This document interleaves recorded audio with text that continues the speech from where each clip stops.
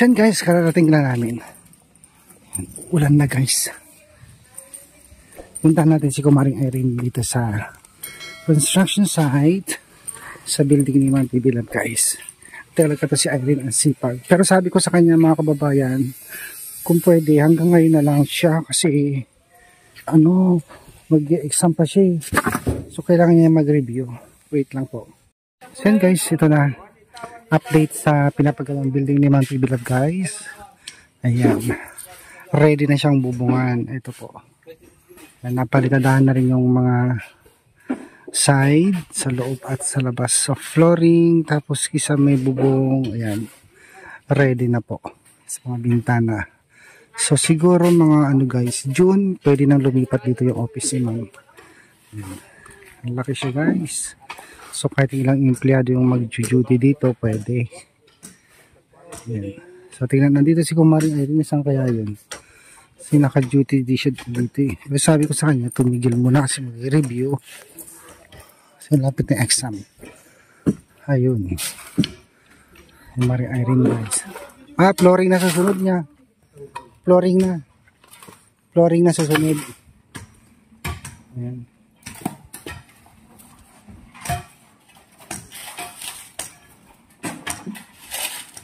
Pagbuhos kayo tatahan ay may nakaset up na palang dyan. Kasi Kumaring Irene guys, sipag talaga. Init-init pa.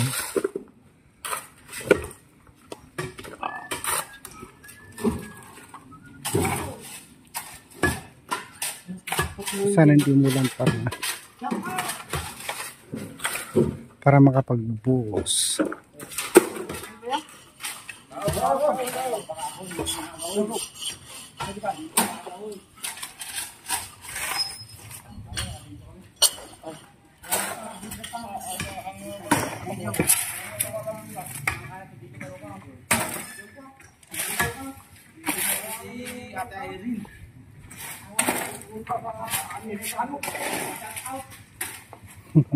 Shout out daw. Irene, hindi ka. Hanggang ngayon pa na lang ha. Hanggang ngayon pa na lang, mag-review kayo. Mag-review. Malapit na exam nyo, ilang araw na lang yun. Diba? Basic lang naman na exam. Basic? Sana may pasa mo. Basic lang yun, Peto. Anong binubuusan na yung flooring? Hindi pa? Ha? Flooring na? Hindi pa.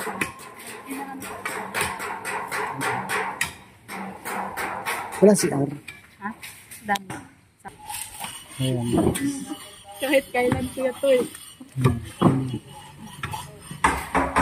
Kailan bubungan? Kailan lalagyan ng bubong? Ha? Bubong. Mamaya? Wala pa? Ang haba nga ng bubong eh. Ang haba. Ang muscle ba?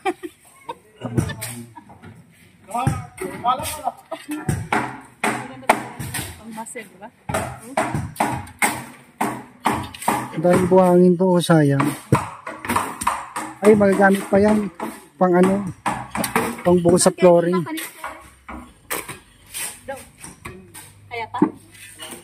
Kaya pa? Kaya pa doon? Ha?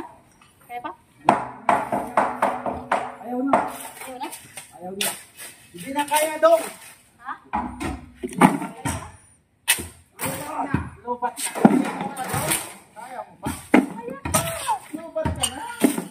Kaya mo pa itong buhatin mo na. Buhatin mo itong mixer. Go! Yan lang ha?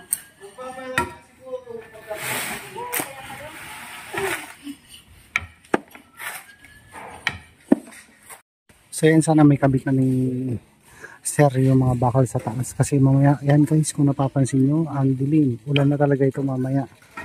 Ayan, every hapon na kasi guys dito na ulan na. Ang nakakatakot, ang lalakas ng kidlat. Ayan, nakita natin si Kumaring Irene guys. Ayan, sipag talaga itong batang to. So inikot ko muna yung tatlo kanina para makapasin. Pumikidlat na pala. Sana may kabit na nila yung mga bakal bago bumuhos yung ulan. Kasi nandun sa taas yung welding machine guys. Delikado. So uwi muna ako sa bahay. At baka mabasa rin yung aking sinampay. Ito pala yung kalsada nila ng Tibilad guys. Nag road widening sila. Kaya lahat ng pader dito, pati yung pader ni ma'am, lahat po nabakbak. So malapad na siya. Dati kasi halos isang tricycle lang yung pwedeng dumaan. Ayan, kumukulog na guys. At ito maya maya bubuhos na yung ulan dito. So luluwas muna ako, alis muna ako at ayan, para hindi ako maabutan ng ulan. So thank you guys for watching. Magandang hapon sa inyong lahat. So yan guys, eksakto pag uwi ko ng bahay, ito maya maya konti, wala pang 5 minutes, umulan na po talaga. Ayan, buti nakaabot pa ako kasi yung mga sinampay ko, naglaba kasi ako hapon, kaya ayan, naabutan ko at hindi siya nabasa. Ayan. Happy viewing pala Ma'am Elizabeth, kumusta po kayo Ma'am Elizabeth Makuha, Ma'am Lara Foister, hello po Ma'am Jana Jane Munoz, kumusta po kayo? So ayan guys, ang lakas ng ulan po ngayon. Ang maganda po ngayon mga babayan, bumalik na yung mga damo sa pagka-berde. Dati kasi po, dry na. Talagang hindi mo na makikitang green. Pero dahil sa madalas nang naulan, yan guys, bumalik na ulit sa pagka-berde yung mga damo. Ayan, maganda magpastol ngayon ng mga kambing, baka at kalabaw. So yan guys, bumuhos talaga yung malakas na ulan.